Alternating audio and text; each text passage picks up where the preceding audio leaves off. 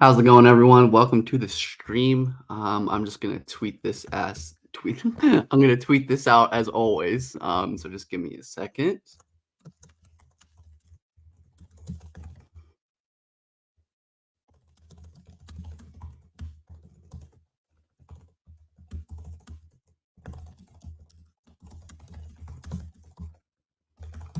Ooh,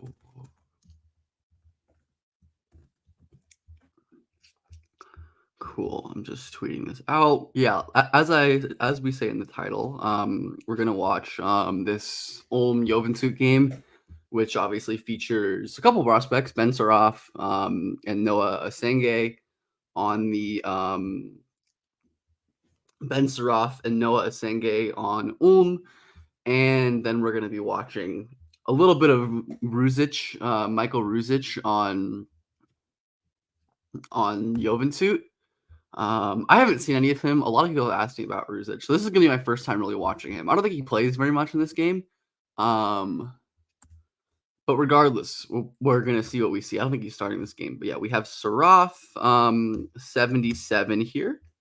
And Essengue comes off of the bench. I've watched all of their games so far. I mean, they've only played 3 games so far, at Ulm, and Saraf has been pretty great in all of I'm just reading back to my notes today. Yeah, Saraf's been awesome in all of them.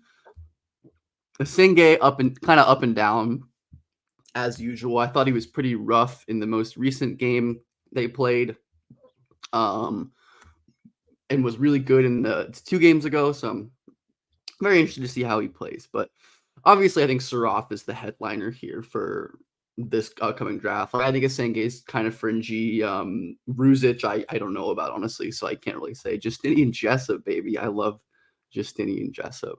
Um, but yeah, I hope everyone's doing well today.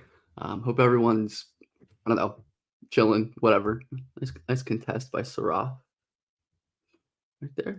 Saraf's defense is quite impressive for a guy with his level of like physical athletic limitations. And yeah, he's like just gonna get overwhelmed physically at times. Like he's just always gonna be too small at times to guard on the interior. I don't know. That's how most guards or a lot of guards end up being. So generally speaking, wouldn't say I'm overly concerned about that. From like a long-term projection perspective. But let's see how Saraf and eventually Essengue. This I love this Ulm team. Isaiah Roby here, who played in OKC and Dallas, among other places. Justinian Jessup, I think, had a cup of coffee with the Warriors and definitely played with their G League team. I really like both those guys. Both really fun, like fringy prospects who I enjoyed watching in college and ended up being pretty good Euro guys, which is, ooh, beautiful. Really call him a travel on that? Jab? Yeah, okay, that is a travel. Yeah, okay, yeah, fair enough. Fair enough. That is actually a trouble. Um, Opinions on Darren Peterson. That's my boy. I love Darren. I think he's the second best guy in the class, which is like the hot take du jour for me. Um, Not that I think AJ is bad or anything. I'm actually going to be scouting AJ in person tonight, which I'm pretty excited about.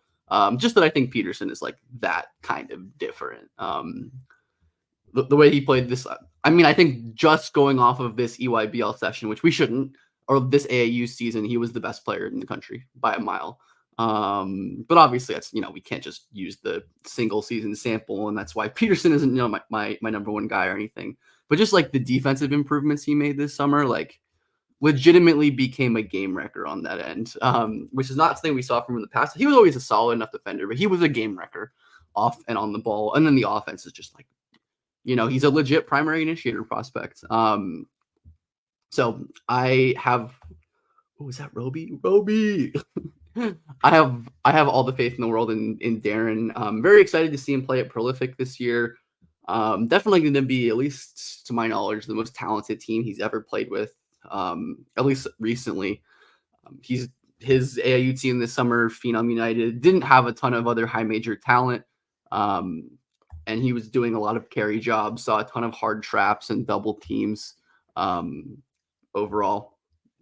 So Yeah, I'm not super worried about any of that. I'm just really excited to watch Darren at Prolific this year. Unfortunately, he's not going to be at the tournament that I'm going to be at tonight because I would love to do some Darren propaganda. But yeah, I think Darren's phenomenal. And I think the Boozer, Darren, AJ, like 1, 2, 3 is going to be pretty easily the best top three we've had since like the 2018, where I think like the general draft Twitter consensus was that it was like Luka Trader. Oh, Darren Harris. Sorry for yelling about Darren Peterson for 5 minutes there. I'll take you. Give me an inch. I'll take a mile. I like Harris too. I don't know how much he plays this year, but he can really shoot. Like really relentless off ball mover. Not like the worst athlete in the world. I don't have like a super strong take on him. Just because like he has a lot of games where he'll like not be very effortful on defense, where he does have some tools. He's also dealt with like a decent amount of injury misfortune over the last couple of years. So there's that component of it too. But Harris is good. He's talented. Wouldn't shock. I would probably bet on him as like a 2, 3 and done maybe, but wouldn't totally shock me. It wouldn't totally shock me if what's his name? If Darren Harris ended up being one and done, if he like found a role for this Duke team, shot the lights out, like it wouldn't shock me at all. He's a good player. Bub Carrington and one MVP, that would be fun. I'd like that. I enjoy Bub Carrington. He's gonna be the next rookie MVP. It's gonna be crazy. He's gonna take over the league. Absolutely. It's gonna be great. But no, I'm excited to watch Bub in Washington this year. I am excited to watch the strangely excited, not great pick and roll defense here. Just very lazy, lets him get by. I am cautiously optimistic, not optimistic about the Wizards being good, but optimistic about them being like an interesting team to watch just because of their young talent. And I like Brian Keefe. I think he's pretty good. I like some of the stuff he was doing with their guys towards the back half of the season, like some of the 5-out delay stuff with Tristan Vukcevic. Excited to see what he can do with more time with Bilal. Okay, Ruzic in the game. Nice. So yeah, we're watching Saraf and Ruzic are matched up, which is good. I know Ruzic is a shooter. That's all I really know about him though. I don't know much else. So I'm intrigued to see what he does in this like small scaled down role. He starts his play guarding Roby. Okay, it's just a miscommunication there. Ends up tipping it its own rebound. Yeah, miscommunication. So I don't necessarily dock him for plays like that.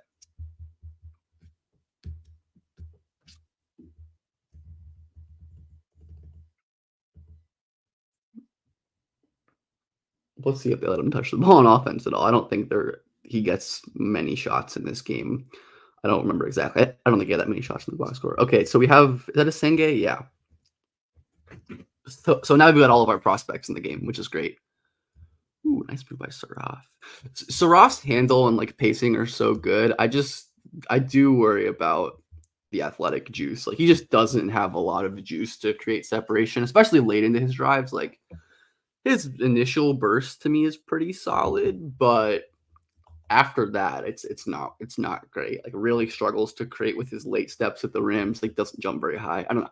He's gonna need a lot of stuff to go right for him physically to really make it as like a primary in the league because he is like the requisite skill to do it. I think he's skilled enough, but question is he going to be toolsy enough? Good rotation there by Essengue.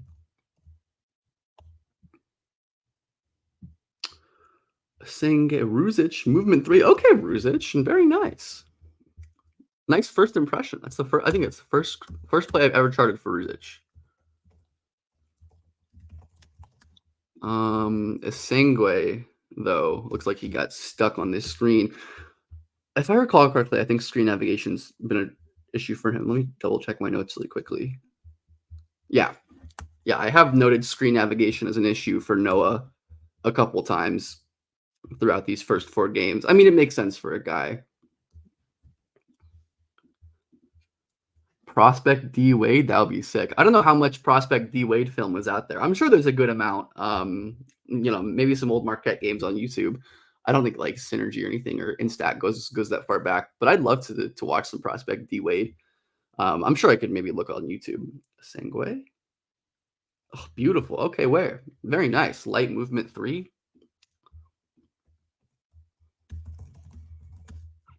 Um, this is actually kind of hilarious. On the last possession, we have Ruzic hitting a movement three with Essengue trailing the play and struggling to guard. And on this play, we have Essengue hitting the light movement jumper with Ruzic, the one who's very, very late to contest there. That's kind of hilarious. I enjoy that little dynamic. But yeah, hitting those shots more consistently would be huge for Essengue. That would be really nice. Good D by Saraf. He's quite quick laterally, or not. That's not really lateral quickness. That's kind of like turn and chasing. But you made a 300 euro bet with a friend that Reese share Dillingham. That's a lot of money to put on Reese's share, dog. I can't lie. I mean, it's possible. Like I don't know. Like, there's definitely a world where like Dillingham just doesn't play that much this year because the defense is that untenable, or because I don't know. Like sometimes even deserving rookies don't play because coaches can be sticklers about young players. Like I don't think it's a crazy bet. I mean, that's a lot of money to put on any prop like that to me. But I'm also not like a gambling person, so any kind of amount of money seems larger to me in terms of like betting. But yeah, I don't know. I mean, it's like just getting more votes than good shot by Ruzic again. Just getting more votes than Dillingham. I mean, certainly possible. Like I said, like they have Devo now to soak up some minutes that Rob might have had otherwise. Like, it wouldn't shock me.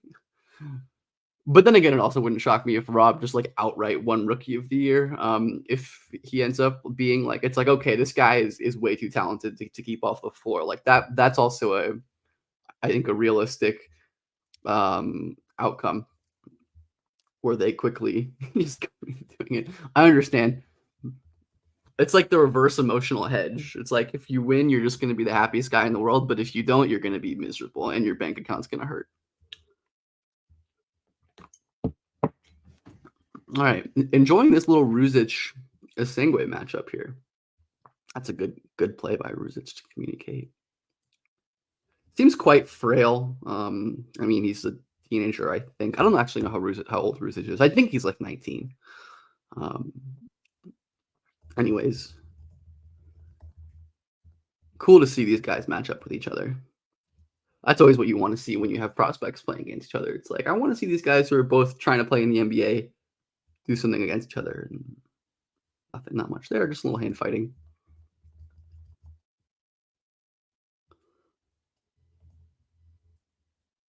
Definitely want to see as much as possible from Noah. Good rotation by Ruzic. Noah with the ball. What the? That's first of all, really nice rotation by Ruzic.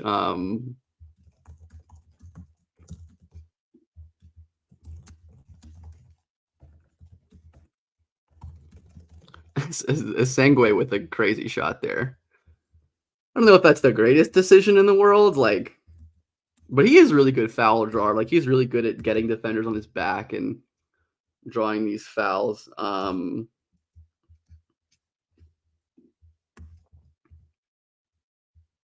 It's a hilarious shot. I honestly don't hate that comp.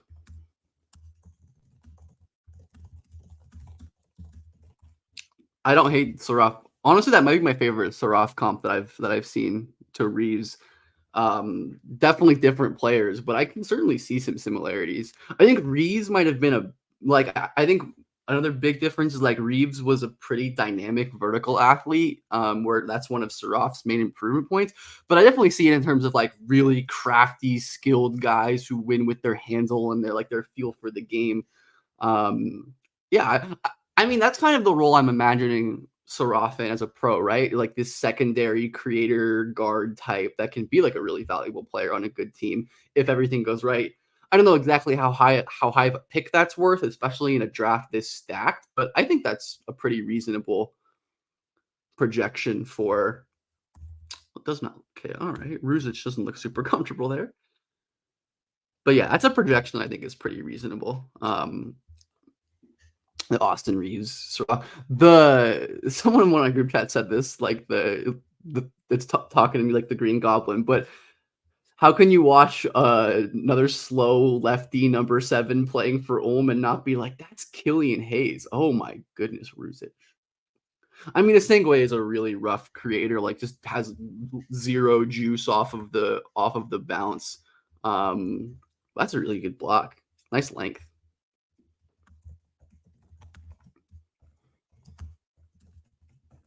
But yeah, it's like how can you watch Saraf, like I said, slow number 7-ish on Ulm, who's lefty and wins with craft and feel and not see the ghost of Killian Hayes rearing its head in the back of my mind. I'm like, aesthetic bias go burr. Like I don't like that one. Um, Saraf mid 20s. I can see Saraf going higher than that, honestly. Like if he keeps playing, I mean, just like if Saraf keeps producing the way that he is, I think he's going to go that high regardless, just because is like the primary one of the primary guards for like a pretty solid European team and has been productive and effective. I think top 20 is probably around right for Saraf. I could certainly see an argument for him higher though, if you just really believe in maybe him becoming an awesome shooter and some of that stuff. But yeah, I don't know. Saraf is definitely one of the prospects that I still don't feel super certain on my thoughts. Like a lot of prospects, I think you can watch them like maybe 1 or 2 games and feel pretty good about their projection. It's like, okay, I know what this guy is. Like, I don't know. Of course, Cooper Flag. It's like you watch one Cooper Flag game and you're like, okay, yeah, this guy's a freaking monster. Or you watch also great rotation by Essengue here. Good job tagging here and recovering. His defense is pretty nice. Ruzic. Ooh, that is a all air. What college prospect am I most excited to scout? God, there's so many. This is definitely the most excited I have been for a college season in quite some time, just with the talent.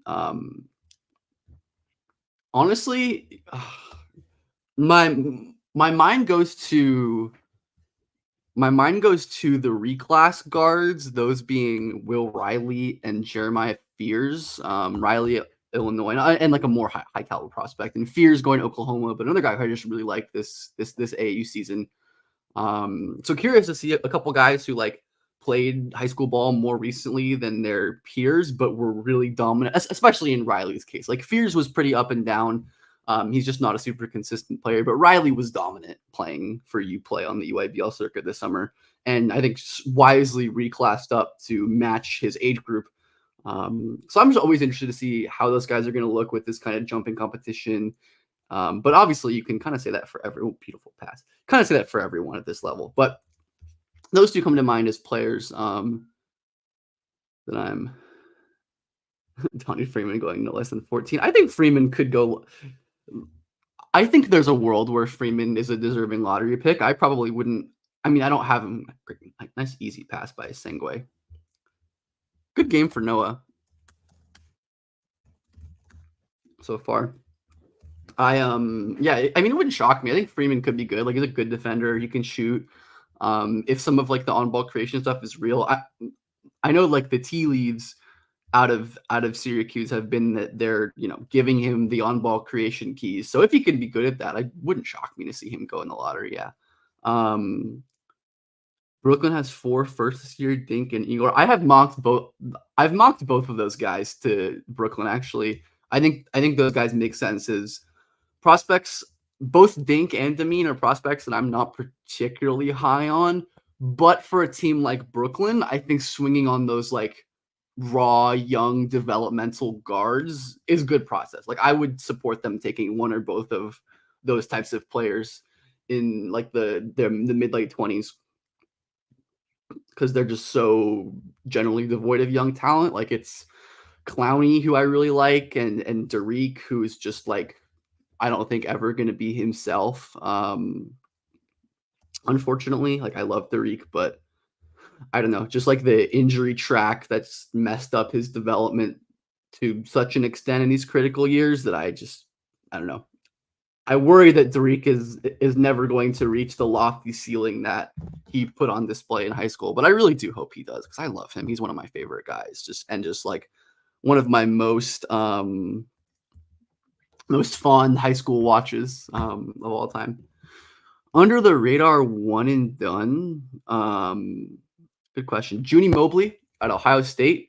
He is probably the best shooter in the high school class. I mean, I guess not when you account for size because Junie's like 6 feet 6'1". That's obviously the main obstacle, but he is like, you know, Steph Curry, Damian Lillard type shot profile in high school and a really nice passer and has improved as a handler and an athlete. So he's someone who I think is basically like totally nobody talks about that I would not be surprised to see me go one and done. Let me think of who are some other surprise one and duns I like.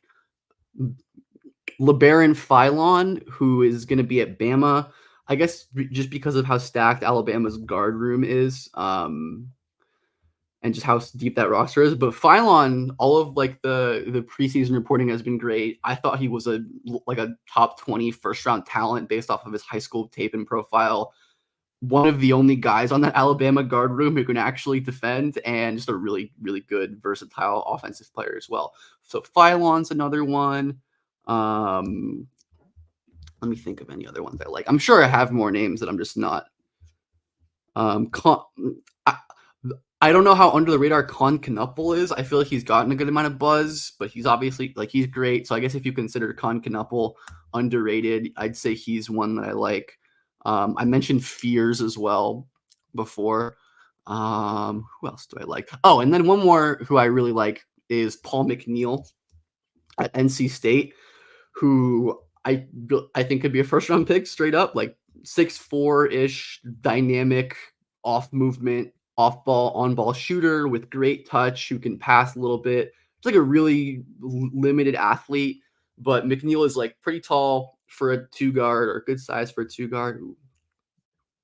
More of these finishing and separation issues for Saraf. That like, yeah, it's like he beats the hedging big, but just so kind of reliant on these below the rim touch finishes. There certainly is concerning. I'd say this is probably the worst half I've seen Saraf play of any of these games. I mean, I guess not like horrible. He just hasn't really been super impactful like he has in the other games where he's just been kind of dominant. Roby dribble handoff. Oh, let's go. Yeah, Paul McNeil I love. Why can't Giddy score for Tribes as efficient as J-Dub and SGA? Because he's punished by God.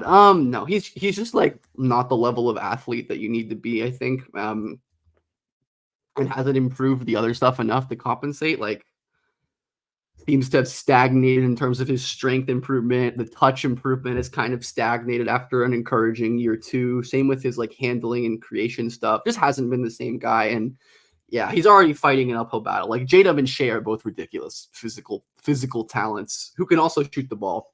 And it's a lot harder to be a driving threat when defenses can just sag all the way off you, right? Like it can be hard to suck in defense, to force defenses to help when you just like can't shoot a lick, right?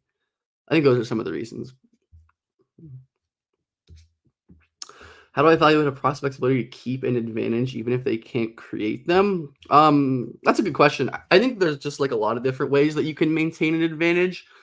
I think that the two main ones that I think of are like one is like the decision making, like the mental part of it. Like a lot of players will maybe be able to create an advantage, but shoot like a bad pull up or not take it. And then it's having like the handling and strength to actually like control the ball through that advantage. So those are the kind of the two ways that I think of it. Kitty Diviner, absolutely.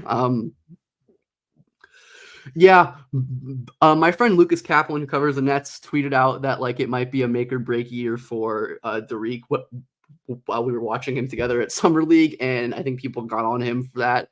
I think he's right though. Like, yeah, it's hard to really say like great pass, make or break for a guy that young, but like I don't know, just when someone's had his kind of injury track, like he's been really good when he's had chances. Like I thought his Duke tape was honestly quite good. Like when he played, obviously his Duke tape was just cut very short because of injuries. But I thought when he played at Duke, he was a really good prospect. Like he definitely wasn't the same level of athlete, but like dynamic shot maker, can really pass, excellent defensive player. Just unfortunate, like nagging, recurring lower body injuries. Um, yeah, Lucas is great. He is an incredible basketball player too. Um, incredible hooper and a good guy. But yeah, like I think it's certainly fair to call this at least like somewhat of a make or break year for Saraf. Or not for Saraf, for what's his name? For Dirk. Like even though I think, late career developments always happen.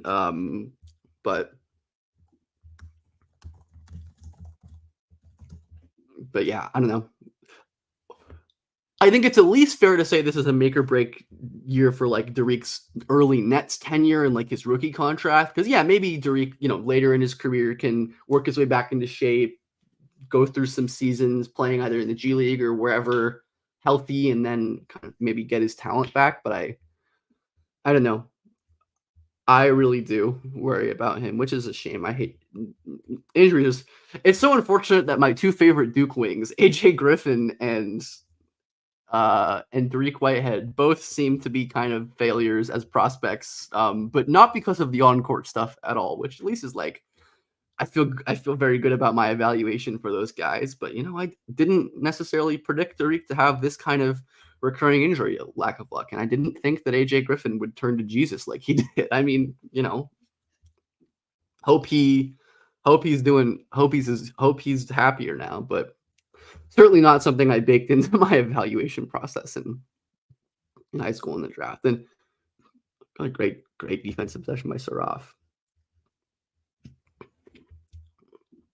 Saraf's defense is so good. Like certainly to me, yeah, make or break to be viewed as a core piece.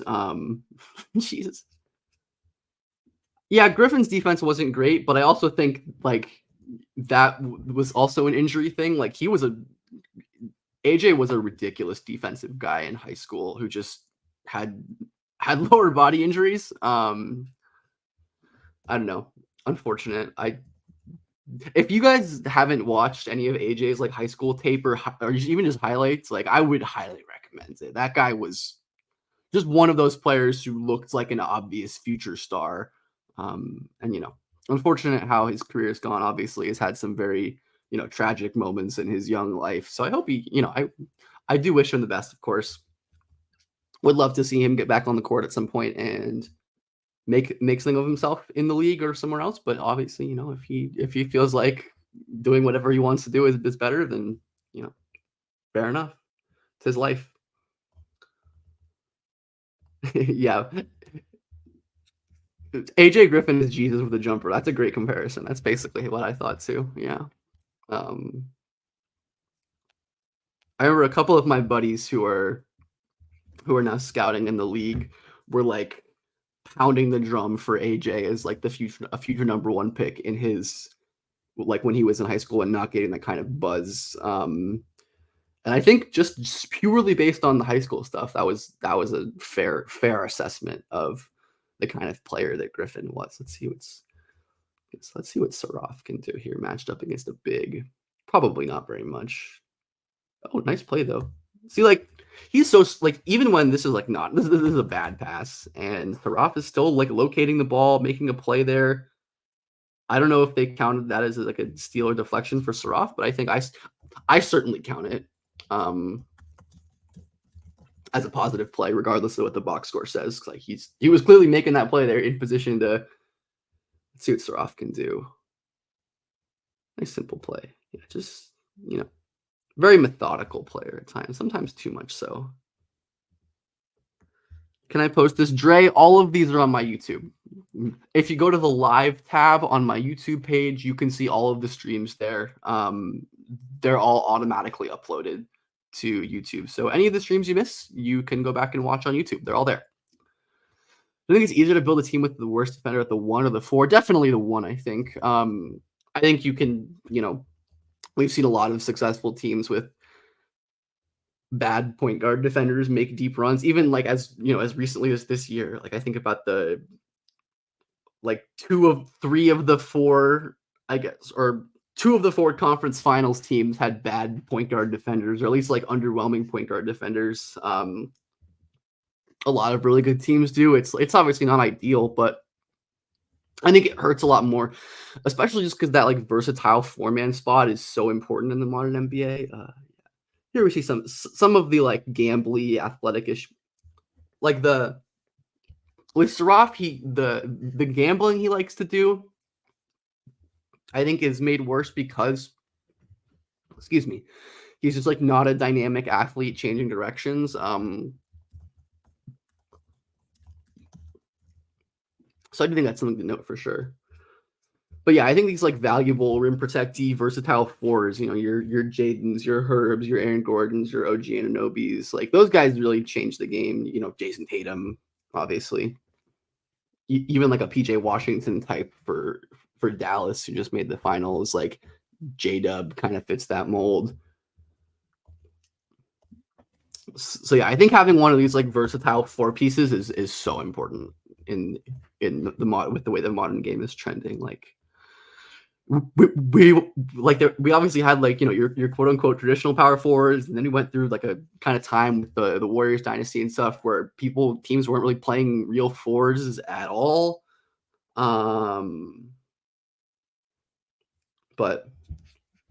okay, do you think Flory can be one and done? Yes, I do. I mean, I think he's very clearly a one and done talent, and I hate that he went to Kansas because of Hunter Dickinson. I mean, like, it wouldn't shock me to see Flory not go one and done just because, like, oh boy. Yeah, you can. Speaking of your question, Conqueror, yeah, you can see some of the athletic issue.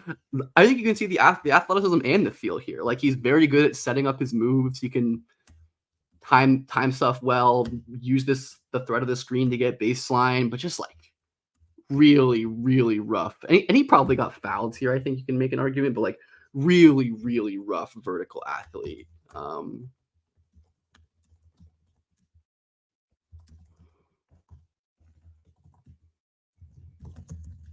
Just a very poor vertical athlete. But yeah, I think Flory is like very much a one and done talent. Like it, if I had to like place a bet right now, I would bet on him going one and done just because I think he's gonna play himself into that rotation. And if he does, teams will want to take a flyer on his amazing tools, which they should. Good contest by Saraf there. They should want to take a flyer on his tools because they're truly special. And he's like a good player outside of the tools. It's not like he's like a super raw toolsy guy. He certainly isn't crazy polished on offense, but I think defensively he's like very buttoned up and smart. So yeah, oh my goodness. See, these are like again the kind of plays where it's like Saraf is so dynamic and controlled with his handle, and then it's like he does draw a foul here, which is nice, but yeah, it's just hard life to live when you really can't create advantages as a guard. Why I've never been on small guards in the top 5. Yeah, I think small guards are generally hard unless you're. I mean, like even Scoot and Ivy aren't that small, right? Like I don't know, like Scoot and Ivy are both 6'3", 6'4", like so. And like I think Ivy's probably taller than Scoot, but like Scoot is built as hell.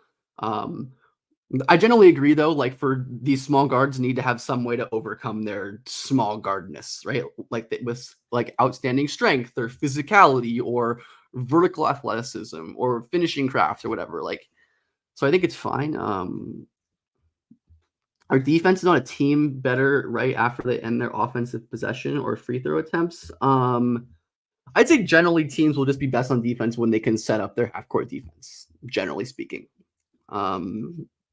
yeah, Flory is undersized. He's like 6'7", but I think is a one of one enough. Ooh, great rotation by Essengue.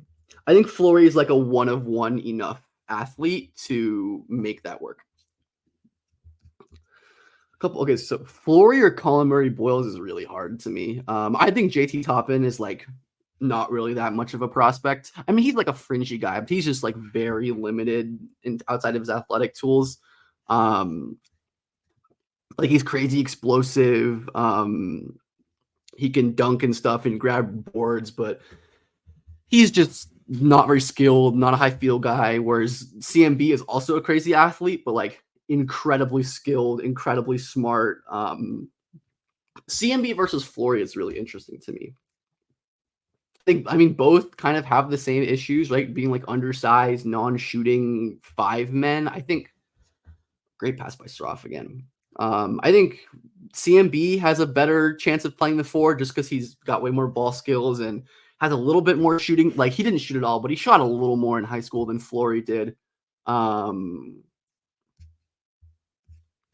man, um, I don't even remember who I have higher on my current board. Honestly, if that tells you how I feel about CMB, and I'll check right now. Whenever I last messed with my board, I have CMB a couple spots ahead of Flory. I'd probably say Flory, but I don't know. Or sorry, sorry, I'd probably say CMB if I had to pick one, just because I think CMB's like feel and skill while also being a great athlete are so valuable. But man, I could not fault anyone for being high on Flory. I don't think you can really be that. Essengue a little late rotating there. I don't think you can be too high on Flory, honestly. I mean, you probably can if you have him one. You're probably too high on Flory, but like I get it regardless. So Saraf is definitely a point of attack defender. I think he's too small to defend the wing. He's like a very good steals guy, and I think he's gonna be a really good off ball guard defender. But I don't think he's wing sized, unfortunately, which would be great, obviously. Think the worst defender in the NBA could lock us up? Absolutely. I think whoever the worst defender in the NBA is would put the absolute clamps on me and just embarrass. Um, yeah, I think Alvarado's a good defender. I don't think he's like an elite one. I think it's basically impossible for guys his size to be like elite difference making defenders. Like he's not Chris Paul or anything, but he's he's very good. Just like creates a lot of turnovers, pest. And I think in the playoffs, he's certainly more exploitable. But in the regular season, at least, I think Alvarado is a really valuable defensive player. Like he's not like again, I don't consider him like a certifiably elite guy, but he's good. Um, Asa Newell and Trey Johnson. Newell, I think is pretty raw. He's like a interesting stretch for movement skills plus shooting bet, but nice pass by Essengue. The shooting has always been kind of theoretical for Newell. Like has never been a high volume shooter, even though he has like flashed the ability to pick and pop and stuff.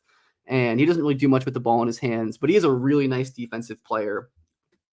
Can really move his feet, has some secondary rim protection stuff. So I think Newell to me, I have in like the 30s maybe around. He's a guy who in the bucket of a lot of freshmen in this class where it's like if I had to make a bet today, I would guess Newell is not going to be a one and done. But like it's totally not out of the question for him to have a really good season, shoot the ball well, defend his ass off, and be a first round pick or something. And then Trey Johnson, 5'5" on the 5'5" guy on the Raptors. I assume we're talking about Marquise Noel, who is not really a defender, but how good is Asa Newell?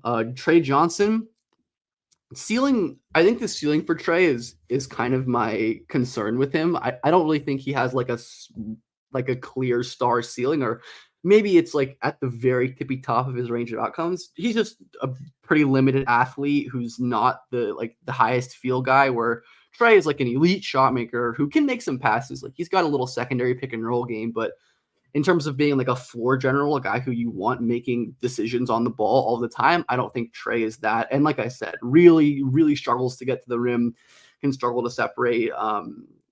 I see Trey as more of like a floor prospect. Like there's just a floor for how good players with his size and shot making can be. Like he's going to be valuable just because of that. But I don't think there's a huge ceiling or anything for Trey unless he, either makes significant athletic improvements or ends up just being, a much better passer than I anticipate.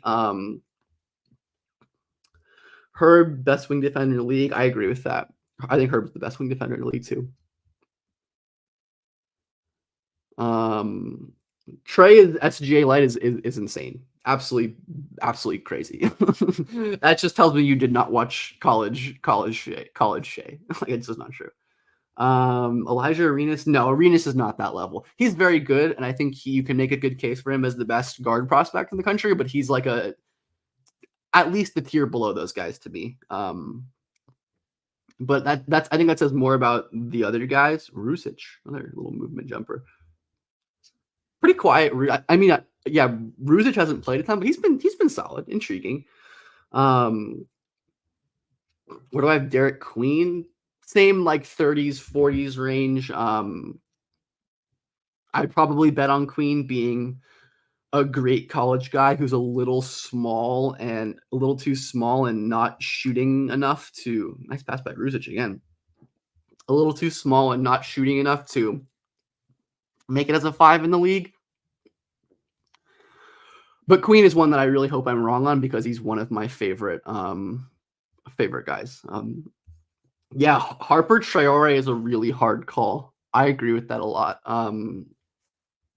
I think I prefer Traore by like a smidge in a vacuum. Um, of those four, I definitely prefer the three guards as the priorities and Ace Slash because I think like getting that like real initiator guard is so damn important. And I'm just a little lower on Ace. I think Ace would still be a great pick for them. I think taking about like one or two would obviously be a bit of a reach in my eyes, but like just like really rough Essengue drive. Um, I think I'd lean Traore over Harper just because Traore to me projects as like a higher ceiling initiator, where Harper isn't necessarily the same level of like paint touch creator or easy shot generator that Traore is, but he's like a better bet to shoot. He's probably a similar but better defensive prospect, maybe a little better playmaker. I think Harper's less likely to be your like lead 1A guy, but I think his floor might be a little higher. So I don't know. I think Harper versus Traore to me is very much just like pick your flavor. And even like Edgecombe to an extent, who I view a little bit lower than those guys because of some of my offensive concerns. But like, if you really want to bet on those tools and his ability on the defensive end and the fact that he is a good shooter already, like I wouldn't have any issues with that, especially for a Nets team that's like in the bottom of their rebuilding and can wait for a guy like Edgecombe to keep developing. Yeah, Nolan's left hand isn't great. I think we have a pretty long. There's like a pretty decent track of these like single hand dominant guys improving in terms of going both ways. So that's not something I like dock him super heavily for, especially when it's just like Nolan has never really had to rely on his left hand because nobody at the levels he's played at can stop him going right. But I think he's skilled and talented enough to figure that out. Like I think of a guy like Halliburton who is just like totally left hand, couldn't do shit with his left hand. Nice rotation by Ruzic again. Good game for Ruzic. Um,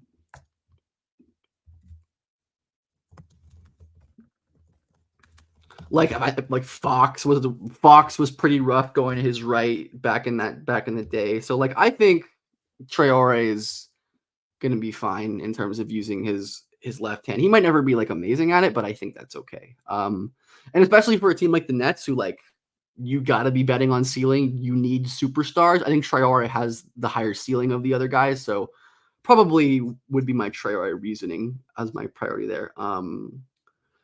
See Wemby having trouble guarding on the ball in the post, maybe to some extent, but like I don't know, he has like a good amount of length and yeah, it's like a good amount of length and height on Gobert that I think is going to be a big boost for him. Like I thought he was a pretty decent post defender already this year. Like I wouldn't be particularly worried. Like it might be a struggle for him. It's to some extent in the long, like compared to like Embiid or whatever, but nah, not really.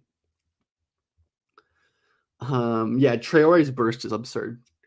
Is smart of Illinois or Baylor? I don't hate both of those bets. Yeah. I mean, I feel like it's just really hard to predict like this early who's gonna win the March Madness, but Yeah, I don't hate that. I think Illinois is gonna be great. I have a lot of faith in their 2 high profile guards, and they have some nice talent, and then Baylor is just I don't know.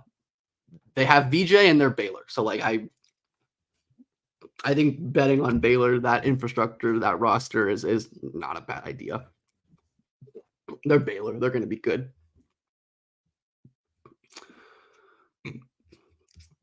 Yeah, Riley and Kasparis are gonna be awesome together. I think that fit's gonna be so good. Hopefully Underwood doesn't like ruin this, which there certainly is a possibility he does, because he, he can be kind of the stickler, and a lot of times college coaches are not very, just don't give freshmen the leash they should. But if everything goes right, Rutgers roster stinks outside of the top 2 guys, unfortunately. There's just not a lot of talent on that team.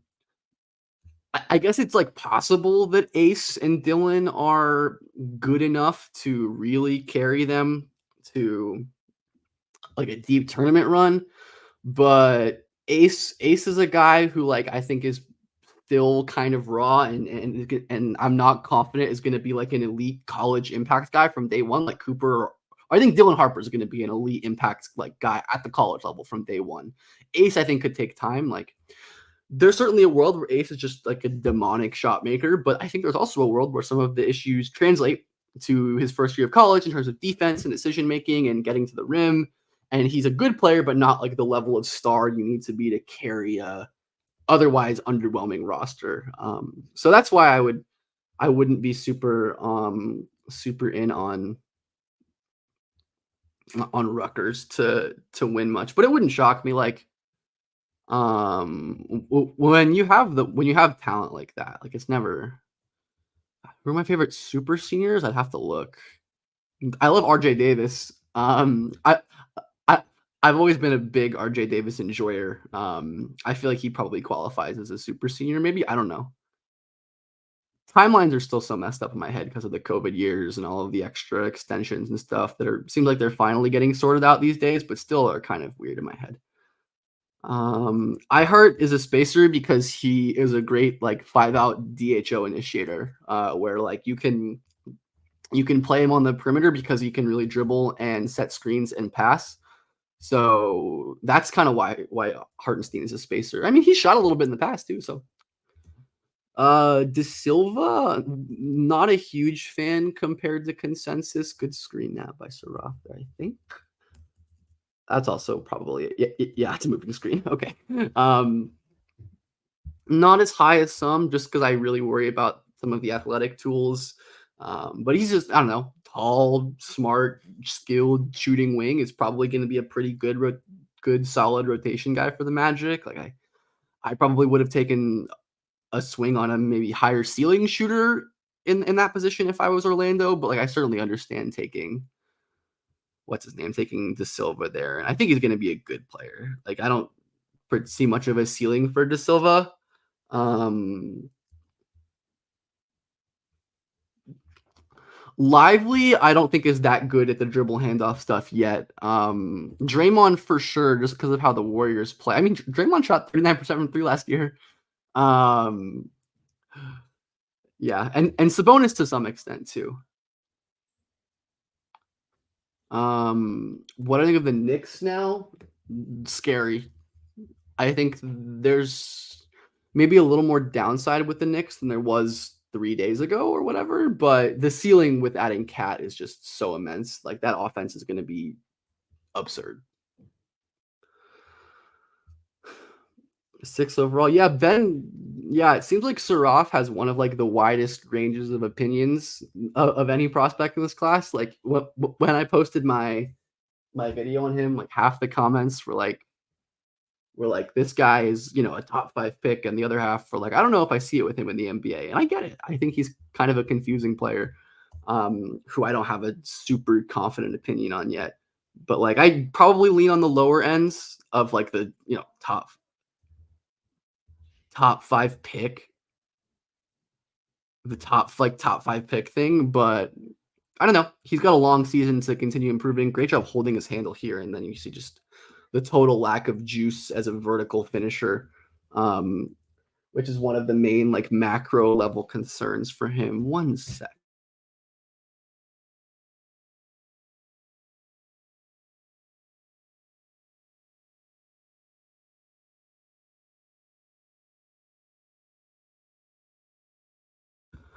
But yeah, I think the Saraf discussions throughout this season are going to be really fascinating because people are going to be all over the place with him. Guards are tricky, man. Guards are hard. 2021 Nets, man. What a time. Crazy, man. Kevin Durant's crazy how much Kevin Durant's big feet changed the landscape of the NBA. Um, but yeah, damn, that team. Obviously, you put together guys with injury histories, and there's risk you bake into that. But I think if you're the Nets, you make those moves every time and don't regret it because that was to me your best chance of winning a title. Great shot by Saraf.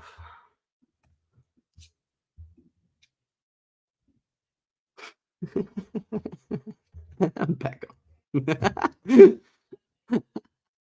Yeah, there's that. I will focus on the basketball, but fair enough, I guess. Like, good play by Saraf. Look at Saraf as a low man. I feel like he got a hand on that.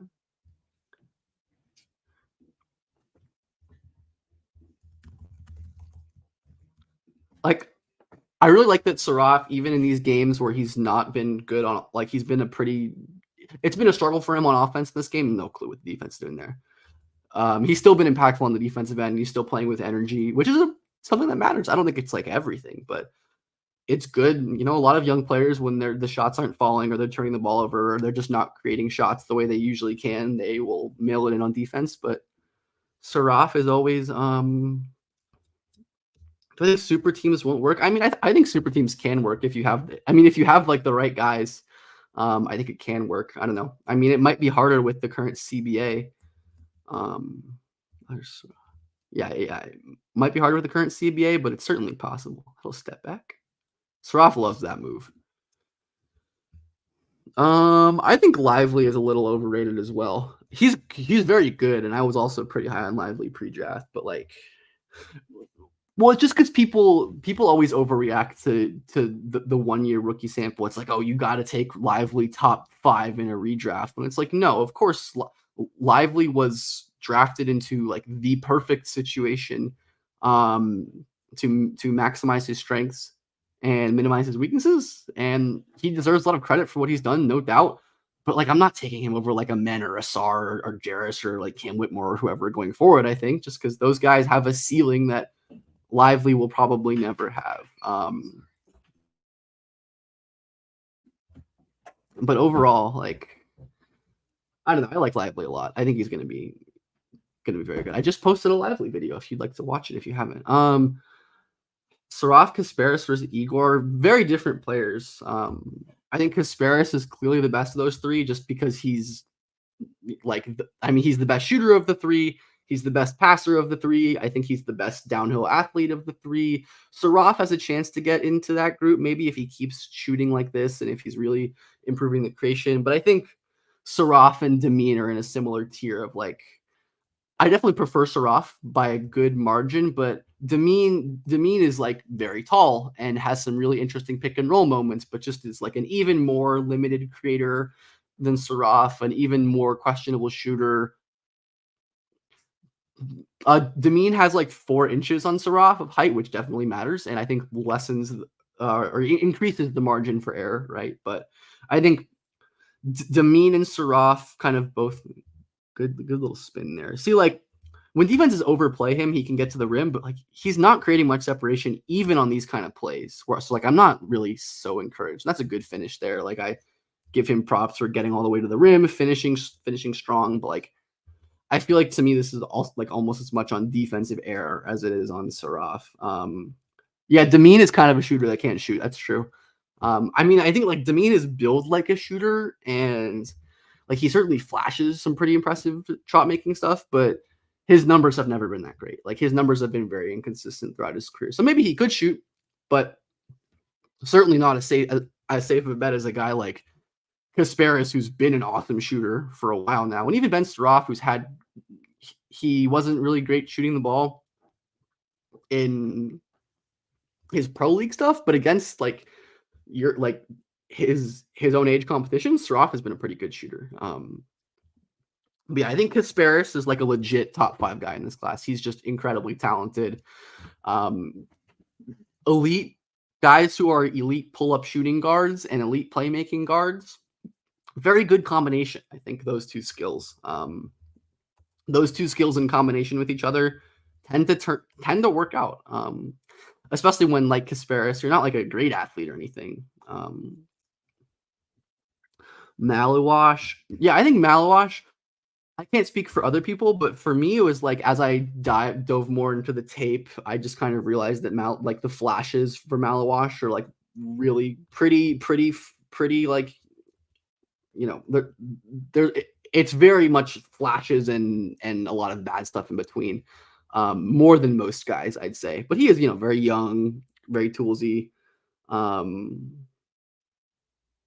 No, I wouldn't consider those guys really advantage creators. They're kind of like a separate thing as like really good off-ball movers who can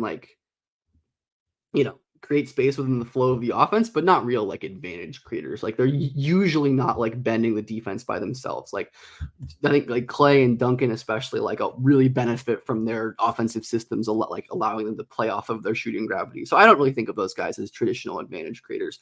Certainly components of their game that are like, advantage create-ish, but nice little transition dunk for Saraf to put a bow on this. And another one. I love to see Saraf stacking up the garbage time buckets. Put a bow on, I'd say was his worst game so far that I've watched him play. For Ulm, but not like a terrible game or anything. He just kind of wasn't the level that hasn't played at the level that he set for himself in the first couple games, which is all right. It happens. Awesome. That was a fun game. Really enjoyed watching all those guys. I enjoyed that first look at Ruzic. He was pretty impressive to me. I liked watching Ruzic play, but overall,